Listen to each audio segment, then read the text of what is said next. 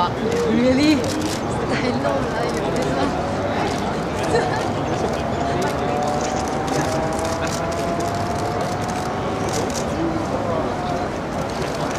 Nampak kan? Kelip mata sikit lah. Boleh nampak. Ini better than the metal, but it's the shit. Kan? Not bad lah. Nice. But having 100 bookings for the C250 is something. Sounds maybe the 250. Senang kan? Senang. You ask 250 what? Oh, I said the E-Class Coupe, dia kata combine. Oh, combine. But still. Massive number. Sekejap, E250 CGI dia berapa? Itu lebih. The closest competitor is the BMW 335 lah. That's still cheaper. Yeah, but that's like one class lower. Oh, yeah. Yeah, you're right. Class lower.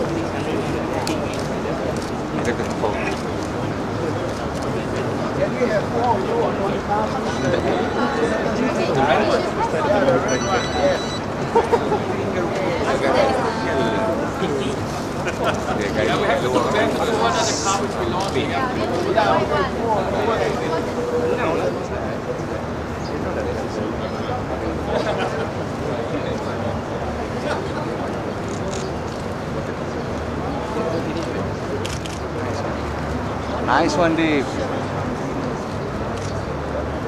That's very tall. I know. You'll all be wondering how he did it.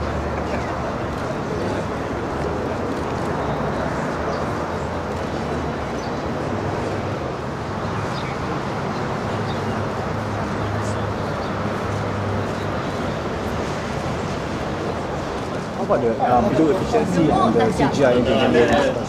Okay, I think we have only one world, and this world we have to take care of. Pollution by emission by cars can be reduced by bringing latest technology in. The E-Coupe incorporates here with the E250 CGI engine is one of these latest development. So you see the car is now a direct injection petrol engine, direct injection, which reduces the fuel enormously to the predecessor. We have a 22% reduction on fuel by even increasing the torque of the car. So it doesn't mean that a fuel-efficient car and a green car, if I may say so, brings you less driving pleasure. No, it's the opposite. It gives you even more driving pleasure by less fuel consumption. Okay. Any last word from you? Well, I'm quite happy to have these cars now here. We were looking for that for this launch. It's one of the most important launch for us, the sedan, sedans which you see here, and I'm looking forward for a great year 2010. Just a little bit about the diesel situation in Malaysia. You guys have brought in the C250 demonstrator CGI. Correct. So obviously you're serious about diesel in Malaysia. Put it this way, we are serious about environment. We think it's very imperative to take care of our environment, and we think the latest technology gives us the possibility to safeguard as much as possible our environment. Right. The C250 CGI, which you just mentioned, is a showcase. We cannot run the car, unfortunately, and we cannot launch it in Malaysia because this car needs Euro 4 diesel. Right. The Euro 2, which was just introduced, is not capable to run this car. Right. So what would be your advice? Because obviously Mercedes-Benz believes that diesel is the way forward in terms of saving the environment and making cars greener.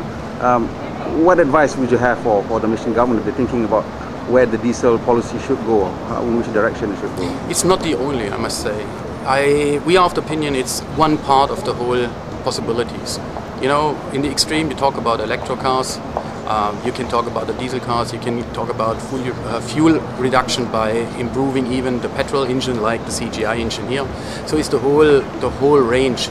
But we really would appreciate getting the latest technology also on the fuel side to give us the possibility to bring the latest technology into the country, because we think it's important to bring the latest technology into Malaysia. Okay.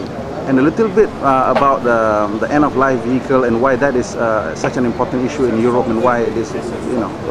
I would say end of life should be maybe a little bit more elaborated. In Europe, we have every 2 years the car has to perform a test, which I think is the right way, because road safetiness need safe cars on the road. The brakes has to be to the latest standard. They have to work appropriate. The car has to be checked through. So maybe this is the way to move forward, because it's not necessary a car after 15 years are necessary to be scrapped, but that cars are to be checked whether they are still capable to run on the roads. Right. I think this is imperative and necessary for road safety. So the biannual checkup in Europe is actually just to weed out cars that are no longer roadworthy. Exactly. So they have to check their brakes, they have to check their lightings, whether it's still in the right adjustment and everything. And if the car is not roadworthy, it has to go to the workshop and has to make good, and then he comes back to another test. And if he cannot pass the test, he's not allowed to run the car on the road. Right. Okay. Thank you very much. You're welcome. In the box, and you stop here. There you have it. One